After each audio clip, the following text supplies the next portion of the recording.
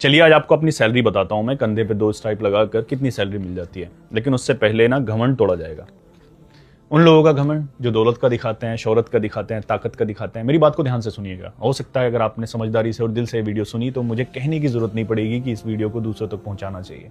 खासकर उन लोगों को जो आपको दौलत का हमेशा अकड़ कर चलते हैं, दौलत का घमंड दिखाते हैं, शोहरत का, ताकत का, नहीं मैं ही हूं। तो उन लोगों के लिए मेरे हाथ में ये डॉलर्स हैं। ये 9 नोट है मेरे पास। 100 का एक नोट है डॉलर का और ये 900 डॉलर्स हैं। तो इंडिया के अगर पैसे लगाए जाएं तो ये लगभग 90,000 1 लाख रुपए मेरे हाथ में अभी हैं।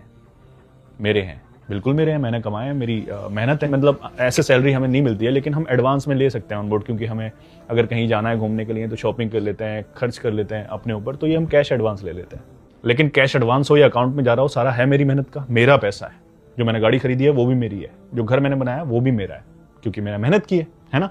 ऐसा ही तो सब लोग समझते हैं ना, लेकिन ऐसा होता नहीं है। बिल्कुल ये मेरी मेहनत है, सबकी मेहनत होती है जो कमाता है। लेकिन क्या ये सिर्फ मेरी मेहनत है? जब मैं कहूं कि सिर्फ मेरा है तो क्या मैं गारंटी दे सकता हूं कि मैं इसे कहीं संभाल कर रखूं या चोरी नहीं होगा?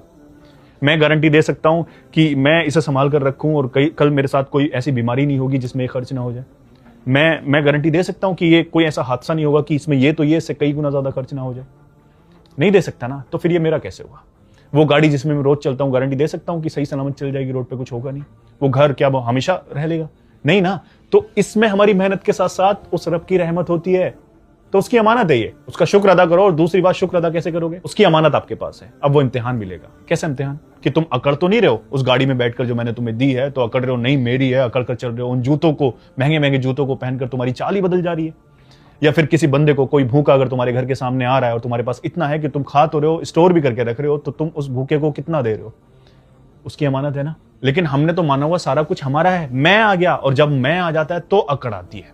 जो बंदे ये समझते हैं ना कि सिर्फ हमारा नहीं है, उस रब की रहमत है, उसकी अमानत भी है, वो कभी अकड़ कर नहीं चलेंगे। बहुत बहुत बड़े बादशाह दुनिया में आए, दुनिया जीत कर भी चले गए, लेकिन कुछ भी उनका नहीं था।